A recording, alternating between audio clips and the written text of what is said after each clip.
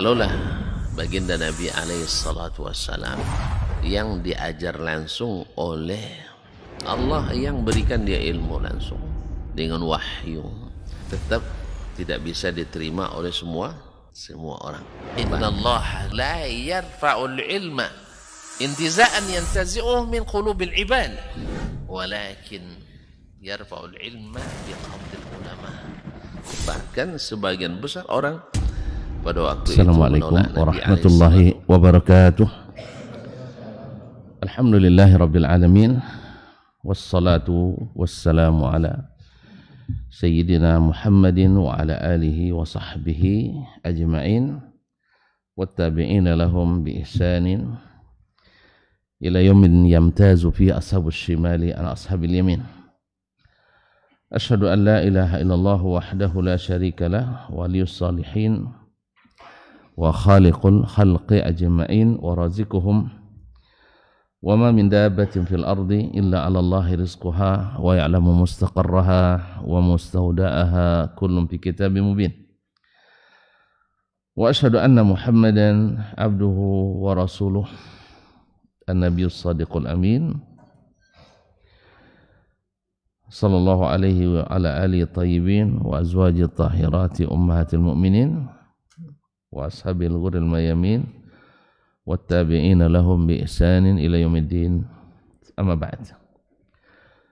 Fattaqullaha ya muslimun fa innahu qad fazal muttaqun ya ayyuhalladzina amanu taqullaha haqqa tuqatih wa la tamutunna illa wa antum muslimun. Bapak dan ibu-ibu, saudara-saudari jemaah salat subuh di Masjid Zaid bin Thabit radhiyallahu anhu Pekanbaru, ataupun yang menyaksikan melalui media atau mendengarkan melalui 91,1 FM dimanapun berada. Alhamdulillah, subuh ini masih bagian kita diizinkan Allah untuk hadir. Mudah-mudahan kita menjadi tamu yang menikmati kehadiran ini dengan rahmat dan kasih sayang Allah, sakinah yang diberikannya, serta mudah-mudahan dikelilingi oleh para malaikat dan dibanggakan di masyarakat atas oleh Allah Subhanahu wa taala. Dan di hujung dari pertemuan ini mudah-mudahan Allah berikan bagi kita ampunan dosa-dosa. Amin. Salawat dan salam kepada baginda Nabi alaihi salatu wassalam, yang ilmunya, warisannya kita selalu bagi-bagi, dan siapa yang dapat warisan ini sesungguhnya dapat bagian yang paling besar. Faman akhadha bi faqad akhadha bi hadzin wafir. Oleh sebab itu tak bosan-bosannya kita untuk menimba ilmu ini, karena semakin didapat maka dia semakin nikmat, dan semakin banyak semakin ringan di bawah. Semoga sahabat bersambung pada keluarganya, para sahabat, para tabi'in, dan siapapun yang mengikuti dan istiqamah di jalannya sampai hari kiamat nanti. Bapak dan Ibu dan kaum muslimin dan muslimat dirahmati Allah Subhanahu wa taala, masih melanjutkan bab hujjiyati al-hadis atau haditsul wahid. Sudah beberapa hadis beliau sebutkan oleh imam kita Asy-Syafi'i rahmatullahi alaih. Kemudian beliau melanjutkan menjelaskan bagaimana Nabi SAW, para sahabat, menjadikan hadis-hadis ahad adalah sebagai hujjah. Sehingga siapa yang mengaku mengikut Nabi, ya harus mengikuti cara Nabi alaihissalatu wassalam. Dan siapa yang ikut hawa, ikut pikirannya, ikut keinginannya, berarti dia tidak serius mengikuti Nabi alaihissalatu wassalam. Seperti banyak dari aliran-aliran Islam yang tidak mau berhujjah dengan hadis ahad, tapi berhujjah dengan hadis palsu. Hadis ahad ditolaknya, hadis palsu dilungamnya. Dilunggam. Kalau dilunggam biasanya nikmat itu. Lama baru ditelan. Enggak tahu ya. Nah, terjemahkan Pak ini. Dilungam. Macam makan bonbon itu dilungam. Nah. Enggak, kalau per kiri kanan langsung ditelan ya. Kalau lungam itu lama. Nah. Qala rahimahullah wa ba'atha Rasulullah sallallahu alaihi wasallam Abu Bakrin waliyan 'alal hajj. Rasulullah sallallahu alaihi wasallam mengutus Abu Bakar waliyan 'alal hajj, menjadi amir hajj. Kalau istilah kita amirul hajj, menjadi pemimpin haji fi sanati tis'in, pada tahun ke-9, yakni setahun pasca Fathu Makkah. Jadi masih baru setahun Makkah di dalam pangkuan Islam. Dan orang-orang musyrikin waktu itu masih karena ada perjanjian sebelumnya, mereka masih boleh masuk Makkah dan masih haji. Iya, masih haji. Nah, masih haji. Makanya pengurus Masjidil Haram di masa jahiliyah semuanya Pak Haji. Semuanya Pak Haji. Yang dulu mempersekusi Nabi, memprovokasi masyarakat untuk tidak mendengarkan Nabi, semuanya adalah Pak Haji. Jadi itu kenyataan yang pahit memang. Pengurus Masjidil Haram, pengurus Ka'bah, Pak Haji. Ya, kalau ada Pak Haji yang ikut-ikutan menghalangi dakwah hari ini, aja kan, enggak usah heran. Jangan heran.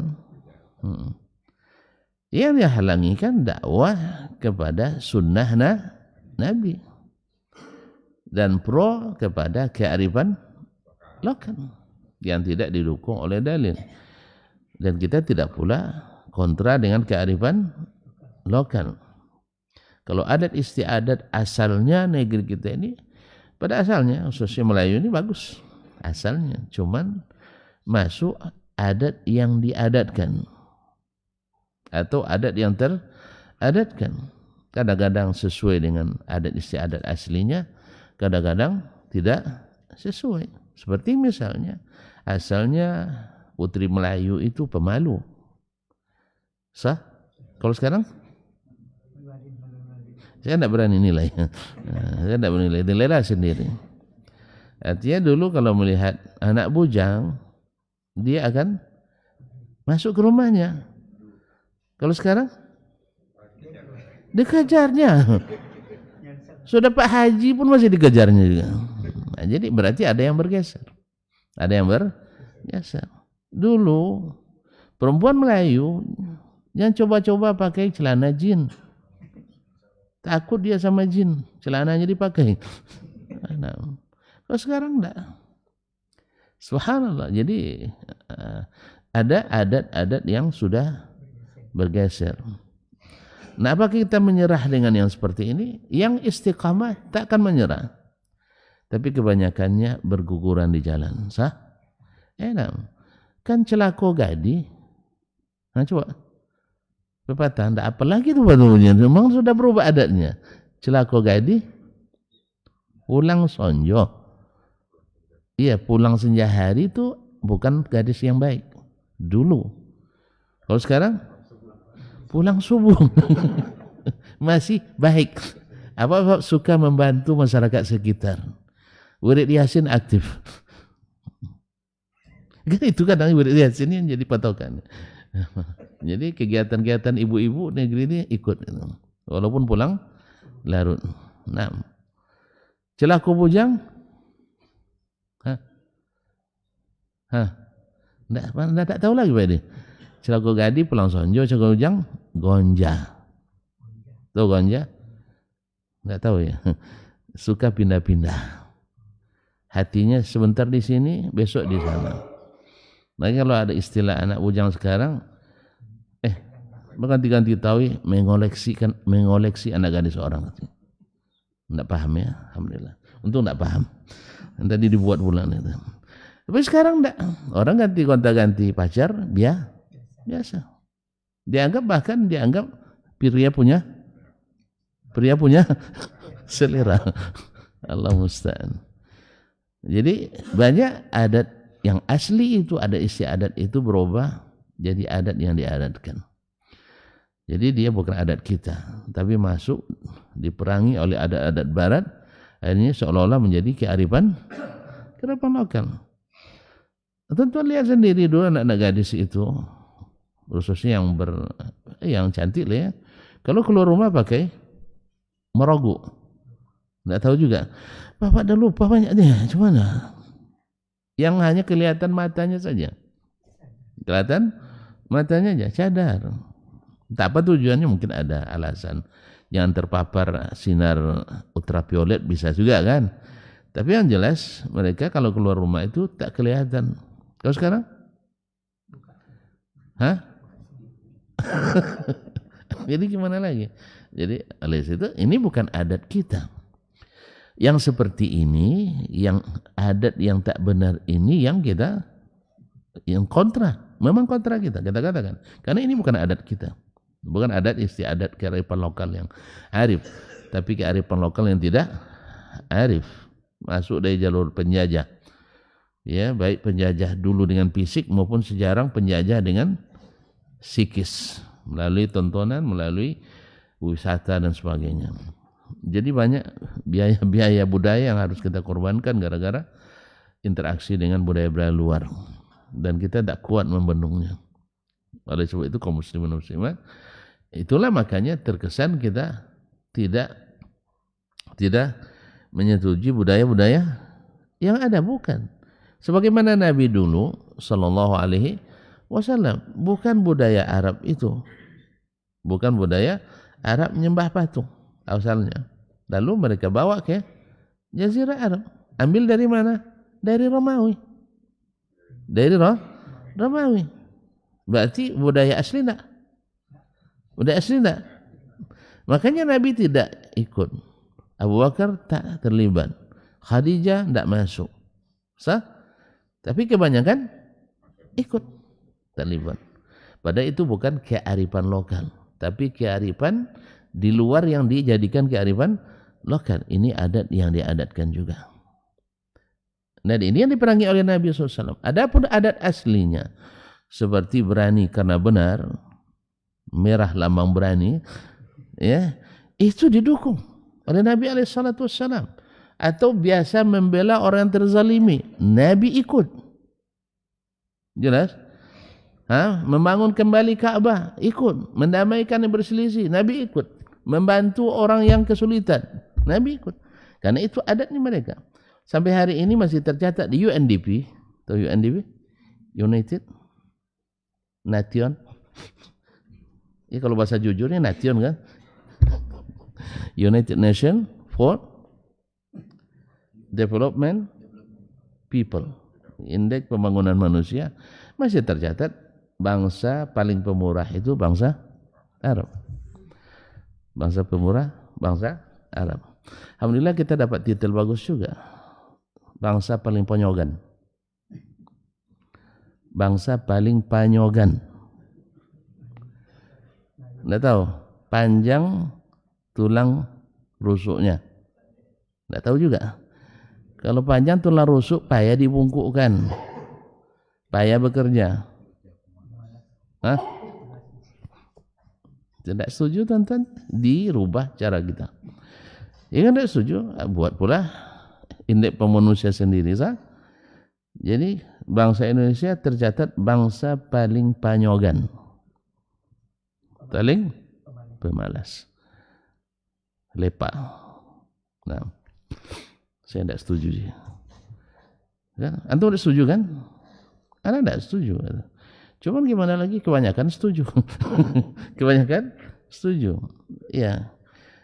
Kalau saya dibilang penyogan, tidak lah soal. Soalnya semalam baru jam 2:30 tidur. Jam 4 tadi udah bangun lagi. Penyogan juga lagi Pak. Sekarang udah ada di sini. Nah, sebentar lagi ada di sana. Bentar lagi terbang ke Jakarta. Habis itu ke Lampung. Disebut juga penyogan, tidak saya terima. Nah, kaum muslimin dan tuan-tuan juga tidak masuk penyogan. Buktinya selepas subuh ngaji. Kebanyakan? Itulah berarti kita alhamdulillah menyelamatkan bangsa ini insyaallah. Ikut menyelamatkan prestasi bangsa ini. Setuju kan? Iya tak? Ini tidak setuju nampaknya. Tidak setuju dengan saya atau tidak setuju dengan orang tuh? Dengan orang tuh ya? Dengan saya setuju kan?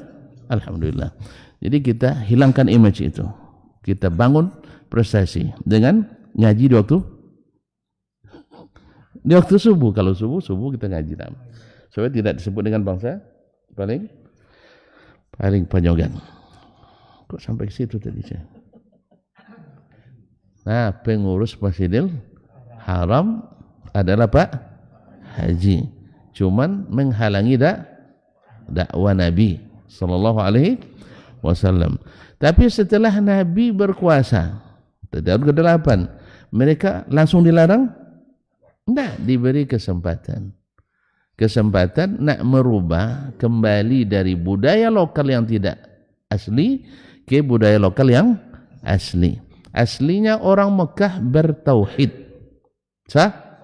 Sekarang kalian bawa syirik ke sini. Aslinya orang Mekah hanya mengagungkan Allah.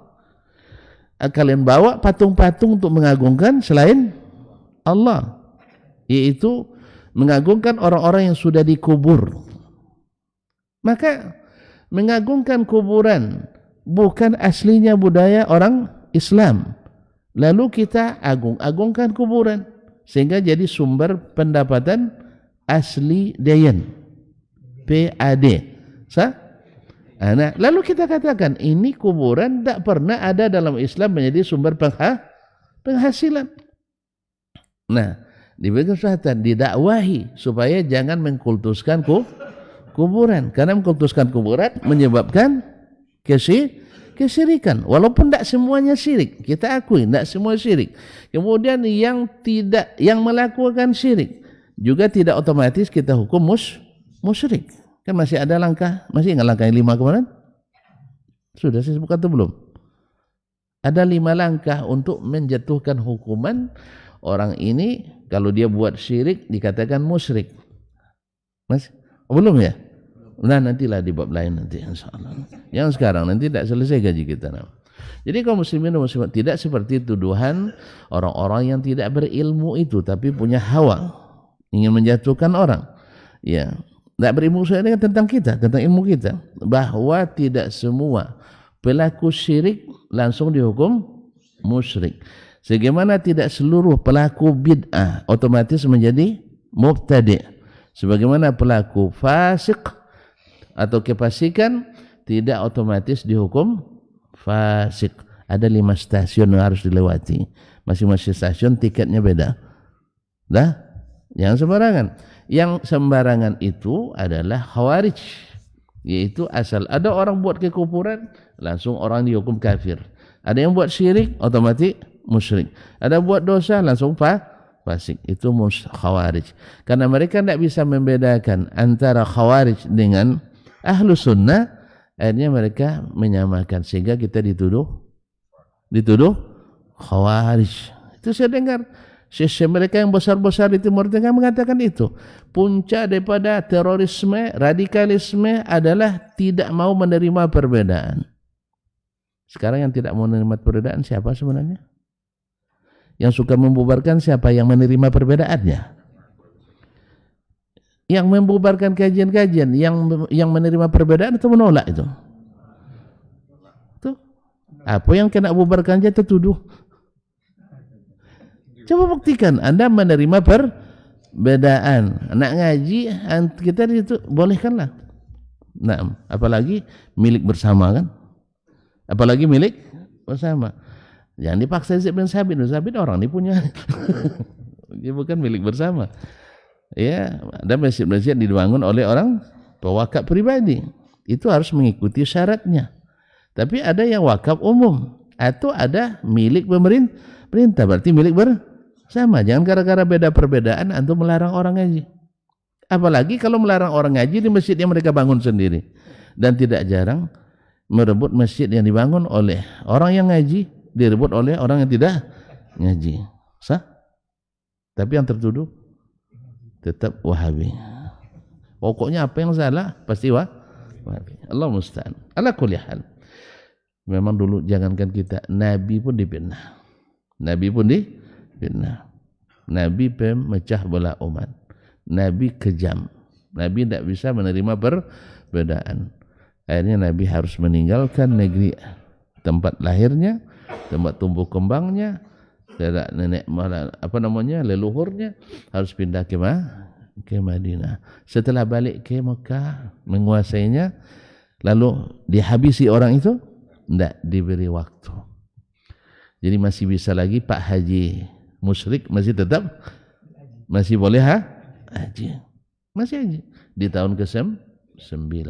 Tapi itu adalah akhir dari perjanjian. Akhir daripada perjanjian, dan semua perjanjian yang dibuat sebelumnya sudah dibatalkan. Tapi tidak langsung diumumkan tak boleh haji, tidak. Besok tahun depan tidak ada lagi orang musyrik yang haji. Jelas? Jadi ada waktu. Jadi menjelang tahun depan orang tu berpikir kalau nak haji mesti tinggalkan syirik. Karena haji itu lambang tauhid. Bukan tak boleh ada syirik di dalamnya. Tapi gara-gara bawa kearifan luar, dia jadikan jadi kearifan lokal, akhirnya hajinya menjadi haji syirik. Jelas? Beda kan? Cara Nabi menangani dengan Pak Haji jahiliyah menangani. Kalau Nabi yang menangani, tidak diberi kesempatan. Selepas itu diberi pengumuman dan pengertian bahwa kalau nak haji tahun depan harus mengikut aturan Allah dan Rasulnya Sallallahu Alaihi Wasallam. Maka tahun depan tak boleh haji orang syirik lagi. Tak boleh naik haji orang musyrik. Tapi sebelumnya haji musyrik aja semua. Nah, Allah musta'an. Kenapa saya mengatakan haji? Karena haji itu jadi isu terbesar kita. Sah? Lebih besar pada isu salat. Kalau sempat, macam kena COVID kemarin. Tidak sedikit tekanan kepada pemerintah Arab Saudi. Dikatakan mereka orang zalim, dikatakan mereka tidak jalankan syariat Islam. Banyak. Tentu karena tidak paham aja bahasa Arab. Hujatan dari sesi besar dari dunia Arab sendiri yang mengkritisi, emangnya masa lebih takut sama COVID daripada Allah Ta'ala, katanya. Itu. Belum lagi tuduhan bahwa ulama Arab Saudi itu tunduk pada pemerintah saja.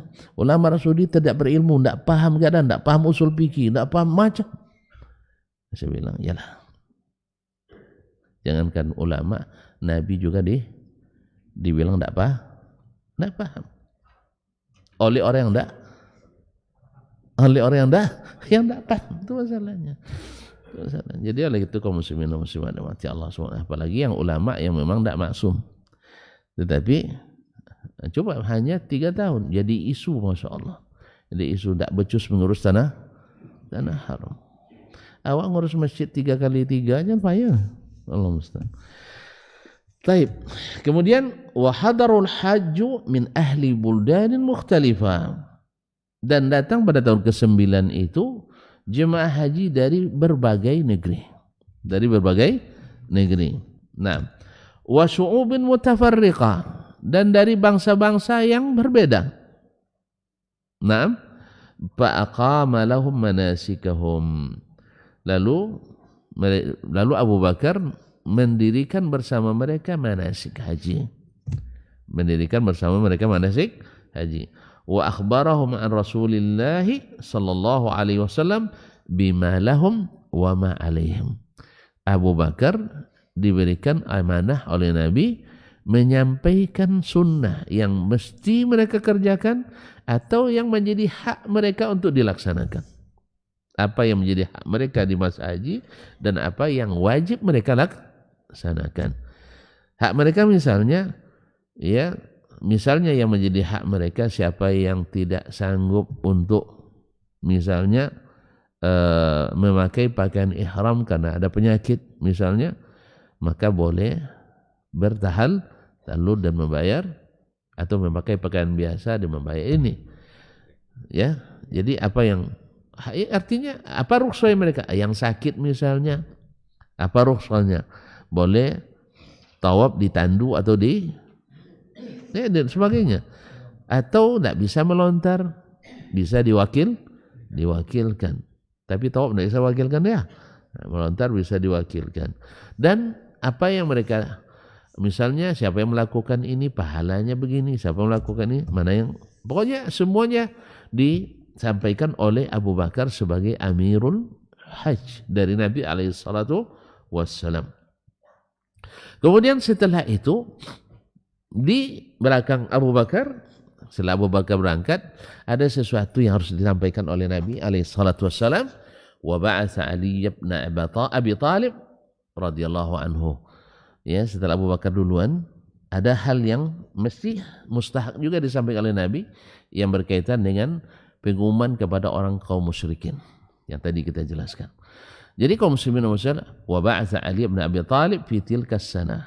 Allah utus Ali bin Abi Talib juga pada tahun itu, faqara alaihim fi majma'ihim yawman nahri ayatin min surati Bara'ah. Jadi setelah berangkat Abu Bakar turun surat Taubat, surat Taubah, bara'atu minallahi wa rasulihi, sampai tentang bahwa sesungguhnya orang-orang musyrikin adalah najis. Ya, maka fala yaqrabunnal masjidal haram ba'da 'amihim hadza. Tak boleh mendekati Masjidil Haram setelah tahun ini. Ada pengumuman yang paling pas di musim haji. Sah? Naam. Wa nabadha ila qaumin ala sawa, dan menyerahkan kembali kesepakatan yang sudah dibuat sebelumnya kepada orang-orang musyrikin tadi. Terus wa ja'ala lahum mudadan, dan mereka diberi muddah atau masa tenggat untuk memperbaiki atau untuk menyelesaikan perjanjian-perjanjian yang telah dibuat sebelumnya. Wa nahahum an umur, dan melarang mereka dari berbagai perkara. Di antaranya tadi adalah tidak boleh masuk tanah haram. Dan tanah haram di situ disebut al-masjidil haram. Min babit tasmiyatil ghalib. Nah, karena ghalibnya yang terkenal situ adalah Masjidil Haram, sehingga tanah haram disebut al-Masjidil Haram. Dari sini ulama berbeda juga pendapat nanti masalah apakah hukum salat di Masjidil Haram sama dengan salat di tanah haram atau sebaliknya. Apakah salat di seluruh Mekah masuk tanah haram sama dah hukumnya dengan salat di Masjidil Haram? Sebagian ulama mengatakan berdasarkan ayat ini Allah menyebutnya sebagai al-Masjidil Haram. Maka boleh salat di manapun di Mekah dapat pahala lebih dari 100.000 kali salat. Tapi jamaahir ulama pada umumnya mengatakan bahwa yang dimaksud dengan 100.000 kali salat itu di Masjidil Haram, di masjidnya. Adapun penamaan itu adalah membabi tasmiyatil ghalib, artinya orang kalau disebut Masjidil Haram maka tanah haram itu terangkat. Bukan itu namanya Masjidil Haram, bukan. Sahih? Jadi ada istilahnya suatu tempat itu dikenali dengan ikon tertentu sehingga disebutlah itu tanah misalnya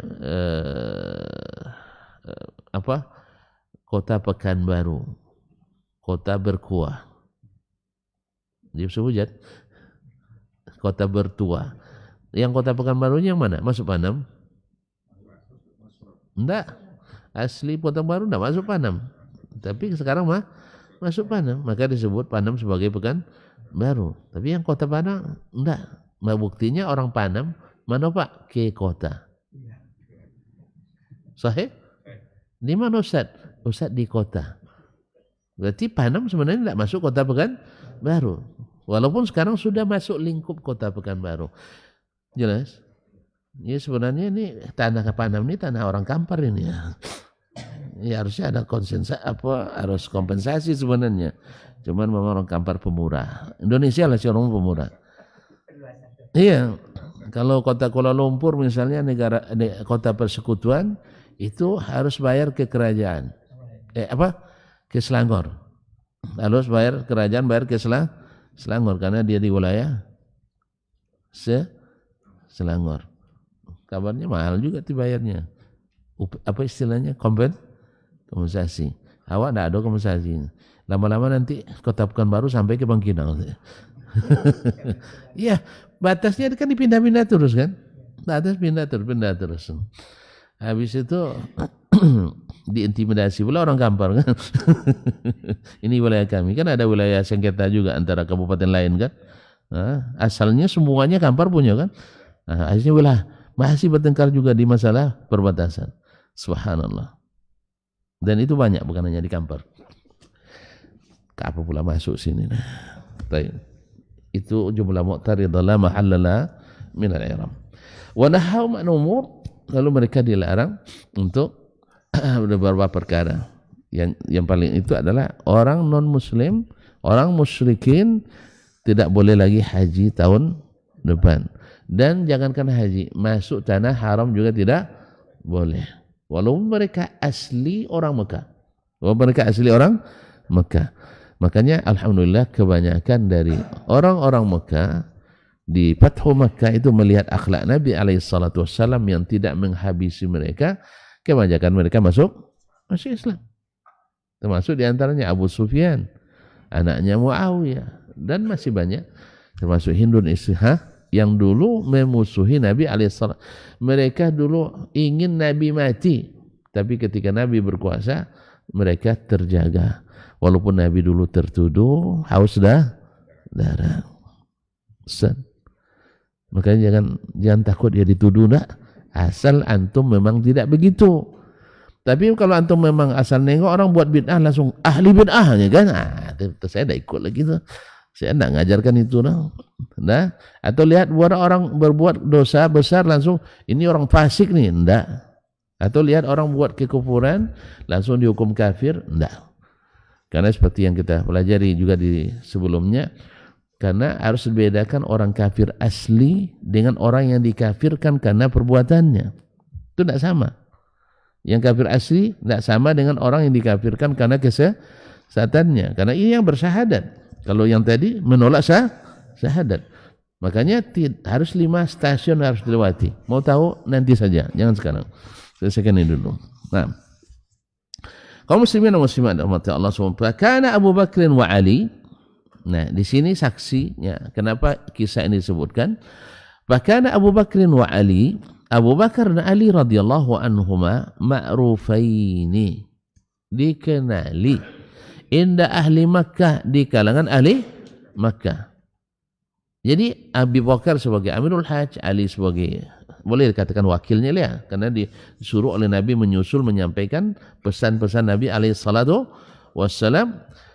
Dikenal dengan apa? Bil fadli, orang yang terpunya keutamaan, kemuliaan, terpandang. Wad dini, dan istiqamah agamanya. Abu Bakar orang pertama masuk Islam, Ali orang pertama masuk Islam, tak berubah sampai sekarang. Bahkan setia, siap mengorbankan nyawanya.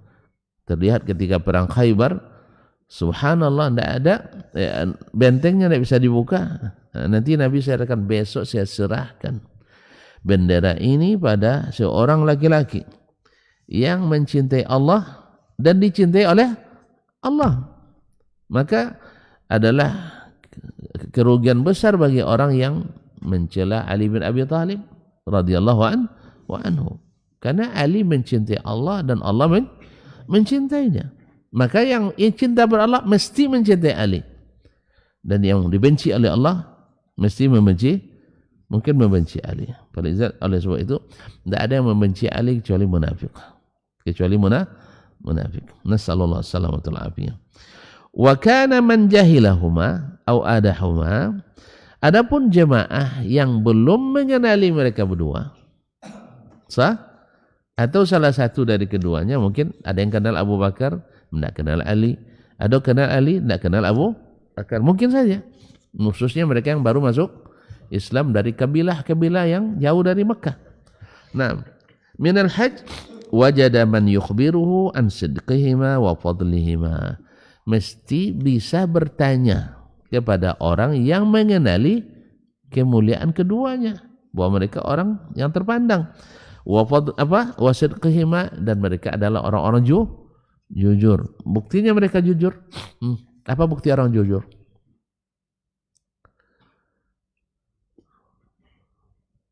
Ada nengok semua. Orang jujur itu pemberani. Orang jujur pemberani. Ali terasa olehnya kebenaran Nabi. Maka saya harus ikuti. Cuman ada pengganjal, ayah tidak ikut. Tentu saya nak tanya ayah dulu. Dibilang sama Nabi, ya Muhammad, uridu an uslim. Saya ingin masuk Islam. Cuman ayah kan belum. Segan saya sama ayah, tanya ayah dulu. Kata Nabi SAW, tidak usah tanya ayahmu. Loh kenapa? Ini urusan iman ini tidak ada sangkut paut dengan ayah. Sah? Harus izin ayah dulu? Beriman tidak mesti ikut ayah dulu. Kata Nabi, ayahmu itu tidak berani, yarhamukallah, mengambil keputusan. Orang tak berani mengambil keputusan, tidak bisa dijadikan tempat bertanya. Atau kalau nak berdagang, cari orang gagal atau orang berhasil? Orang berhasil. Karena orang berhasil itu bukan tak pernah gagal, tapi berani gagal. Tapi kalau tanya orang yang sekali gagal langsung berhenti, dia bilang, "Tidak usahlah, nanti kamu tertipu," katanya. Saya tertipu, maka tidak jadi, katanya kan. Kalau tanya pada orang yang sudah berhasil, saya memang sering tertipu, tapi saya berani gagal. 8 kali saya tertipu, yang ke-9 baru berhasil, katanya. Coba bayangkan, 9 baru berhasil. Semangat lah kita. Awak baru 5 kan? Kan baru 5 gagal. Comel jadi orang kaya. Masih ada 4 percobaan lagi. Pokoknya saya tidak akan mundur, saya coba lagi. Asal ada kesempatan. Gagal sampai 9 kali, berarti menyerah. Ini takdir saya, tak jadi orang. Ayo, alhamdulillah. Jadi kaum muslimin dan muslimat rahmati Allah. Jangan sedih ini. Ya kalau sudah takdir kita terima. Itulah gunanya kita belajar beriman pada takdir. Wa idza azamta fatawakkal 'ala Allah. Innallaha yuhibbul mutawakkilin. Jadi kalau ada yang tak kenal Ali, maka Ali langsung masuk Islam. Nah, anak kecil berani untuk menanggung resiko, itu bukan orang biasa, orang jujur. Jujur dengan imannya, jujur dengan dengan hatinya. Kalau orang tak jujur, itulah hati mau tetapi tak berani. Makanya antara sifat berani selalu ditandingkan dengan sifat benar. Apa kata orang? Pepatah kita, berani karena benar, takut karena salah. Makanya merah itu berani, putih itu suci. Jadi orang yang bersih hatinya mesti pemberani. Tapi kalau hatinya tak bersih, mesti penakut. Nah, walaupun berkibar merah putih depannya tapi penakut, berarti orangnya tidak suci, tidak pemberani. Allahumma musta'an. Kaum muslimin dan muslimat. Jadi Ali berani. Makanya dalam doa yang diajarkan Nabi salah satu, a'udzubika minal jubni wal bukhl. Aku berlindung kepadamu dari sifat pengecut dan kedekut. Sebab orang kedekut itu orang penakut.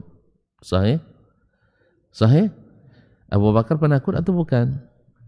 Dia siap mengorbankan seluruh harta dan jiwanya. Ali penakut atau bukan? Tidak, dia siap mengorbankan jiwanya.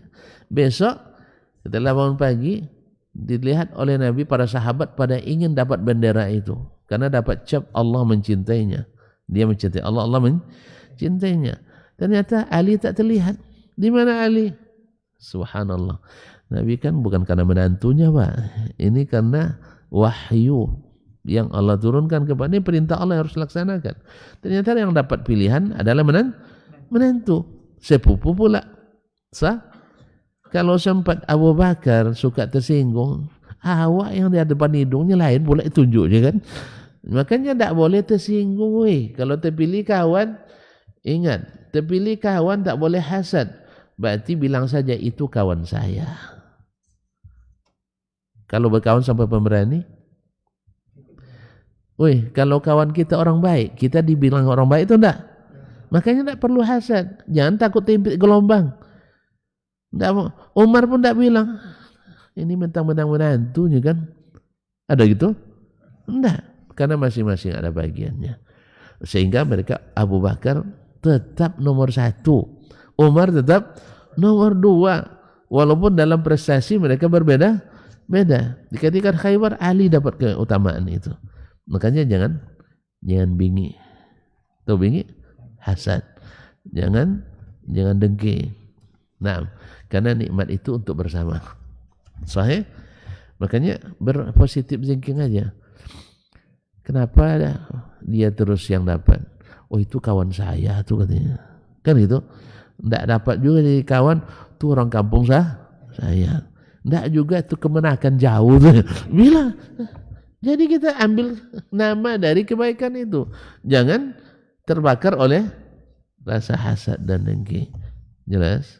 Maka dicari Ali. Mana Ali? Ternyata dia sakit mata. Maka Nabi bacakan tiup di matanya, alhamdulillah dengan izin Allah sembuh. Dengan izin Allah sembuh, lalu serahkan bendera. Maka kata Nabi alaihissalatu ala rislik. Jangan tergesa-gesa Ali. Kenapa tergesa-gesa? Jangan semangat membunuh. Itu maksudnya. Sebab apa? Alasan la ayyahdiyallahu bika rajulan wahidan. Masya Allah, perang Islam itu untuk mengantarkan hidayah, bukan untuk menumpahkan darah. Jadi makanya berhati-hati, jangan tergesa-gesa. Kalau mereka menyerah, itu yang kita inginkan. Apalagi mereka bersyahadat. Kalau mereka menyerah, Islam melarang kita menyiksa tawanan. Kalau mereka bersyahadat, Islam melarang memaksakan agama. Itulah Islam, perang dalam Islam. Bukan untuk balas dan dendam. Dan ini yang dibuktikan oleh Nabi. Dibuktikan oleh para panglima kita yang mengikuti Nabi dalam peperangan. Caranya. Sahih? Alhamdulillah. Tapi orang lain dah. Kalau kita yang menjadi korban, habis. Ya. Mungkin contoh teranyar sekarang misalnya. Bashar al-Assad di Suriah dulu. Habis penyiksaan yang luar biasa. Ya, penghancuran auzubillah terhadap Ahlussunnah. Tapi sekarang nampak kan? Subhanallah. Subhanallah ya nih.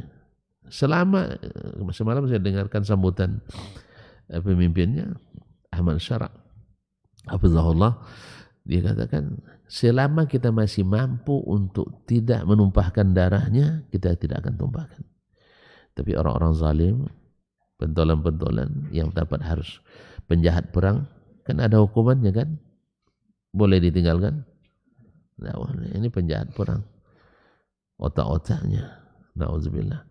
Tapi yang masyarakat, tentara biasa, polisi biasa, mereka sebenarnya korban perintah aja. Korban perintah, na'udzubillah.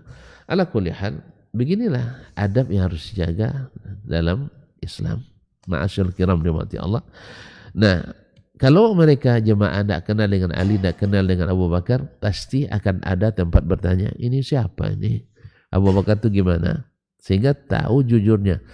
Kenapa ini diketahui? Karena babnya riwayat dari Nabi. Karena Abu Bakar bicara atas nama Allah dan atas nama Nabi. Ali bicara atas nama Allah, atas nama Nabi. Orang ini jujur atau tidak? Tentu kita bertanya ke yang mengenalinya. Ya tuan-tuan nak nanya, Ustaz Dasmani ya boleh belajar di Madinah. Ya, kan itu kan? Tentu tuan-tuan pergi ke Universitas Islam Madinah. Tanya, oh ada nomor registrasinya. Tanya dengan apa namanya, dengan pegawai di Fakultas Hadis misalnya, semuanya kenal misalnya kan, kecuali yang baru-baru barangkali. Sah? Ternyata dekannya kawan seangkatannya. Sah? Nah, atau adik tingkatnya. Atau jalan lagi ke rektorat. Banyak juga yang kenal. Itu masih ragu juga. Masih ragu juga. Kan ada yang bilang, Inyuru dulu belajar rapurnya. Baiklah kandang untanya. Ada juga yang fitnah kayak gitu. Iya. Tidak tahu. Ada kisah tuh. Ada kawan kita LC ikut tes ISN. Dulu kan pegawai PNS tuh. Pas di BKD di satu daerah. Saya bilang lah di Kampar memang. Apollo LC dongnya. Dia cerita sama pegawai itu kan, pegawai rendahan, memang staf-stafnya di kantin itu. LC itu. Yang satu menjawab, walaupun tidak berilmu tentang tahun LC itu katanya. Dia ada kuliah, ada habis 14 semester, tidak juga tamat-tamat katanya.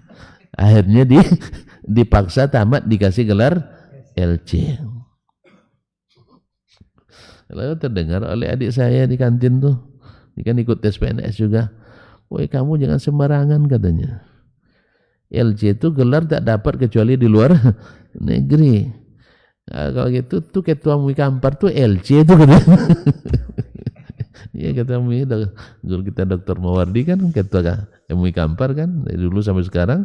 Beliau tuh sebelum mendapat dokter harus LC dulu. Nah, itu. Nah, cuma kadang-kadang jarang saya lihat dia pakai gelar LC, mungkin takut ya. Dibilang 14 semester tidak tamat. Tamat. Harusnya dipakai. Maka saya sejak itu saya bilang kalau saya disebutkan dengan gelar LC tak boleh tinggal. DR boleh tinggal. MA boleh tinggal. Karena DR durian bisa dapat di mana-mana. MA mangga bisa juga dapat di sepanjang tahun. Tapi kalau laici susah nyarinya. Kalau laici susah nyarinya. Di sini paling yang kalengan cuma kan. Kalau ada LC di sini asli kaleng-kaleng tuh.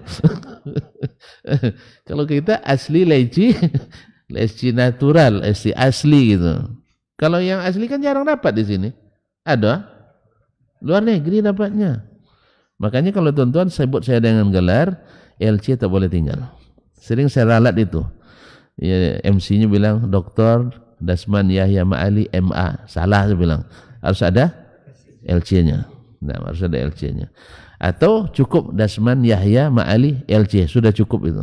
Nah, daripada durian. Aromanya pun beda kan. Kalau sendawa durian, a'udzubillah. Tapi kalau sendara leci, alhamdulillah. Nah, itu jadi oleh sebab itu leci itu isinya bagus. Dan harganya mahal. Kalau durian ada yang mahal, ada yang murah ya. Yang mahal luar negeri juga nampaknya ya. Musangking, Bawor apa Bawor? Bawor terus montong luar negeri juga rupanya. Mohon maaf. Saya hanya bercanda saja. Karena yang mengatakan itu dulu anak saya. Ya, anak saya berdua waktu kecil dulu, umur 6 tahun 7 tahun kan. Ini bacanya DR itu apa bi katanya. DR itu durian katanya. Terus LC itu leci, MA mangga. Akhirnya saya pakai karena mereka lekatkan gelar itu. Nah, jadi oleh sebab itu kalau sebut gelar saya jangan lupa LC. Nah, tapi orang yang tidak tahu dibilangnya tadi itu kuliah ada 14 semester, habis jatah kuliah tidak tamat dikasih gelar LC. Nah, antum diluruskan sama adik saya. Tahu enggak kamu itu ketua MUI Kampar itu LC dulu sebelum MA-nya. Beliau jarang pakai gelar LC itu ya. Karena yang LC banyak lucu-lucu katanya. Allah musta'an. Baik, terima kasih. Masya Allah, tabarakallah. Kemudian, walam yakun Rasulullah liyab'atha illa wahidan al-hujjatu qa'imatun bi khabarihi ala man ba'atha ilaihi insyaallah. Tak mungkin Nabi mengutus 1-2 orang kecuali hujjah berdiri dengan mereka. Berdiri dengan mereka. Oleh sebab itu, ini juga menjadi dalil oleh Imam Asy-Syafi'i rahimahullah ketika jemaah ramai sekali di tahun ke-9 Nabi utus Abu Bakar sendiri. Kemudian disusul oleh Ali. Ini kan hadisnya semua ahad dari Nabi SAW dan harus dilaksanakan ketika beribadah haji. Itu tandanya bahwa berita dari Nabi asal sahih dari jalan orang-orang yang terpercaya tidak mesti mutawatir. Cukup dengan ahad saja. Wallahu ta'ala alam. Wa sallallahu ala nabiyyina Muhammad sallam. Masih ada pembahasan, tapi besok lagi. Ya, daripada tobat nanti kan lama sekali kan itu. Jadi kita cukup sampai di sini. Mudah Allah masih menakdirkan kita untuk bertemu kembali. Wallahu ta'ala alam. Wa sallallahu ala nabiyyina Muhammadin wasallam. Terima kasih dan mohon maaf. Wassalamualaikum warahmatullahi wabarakatuh.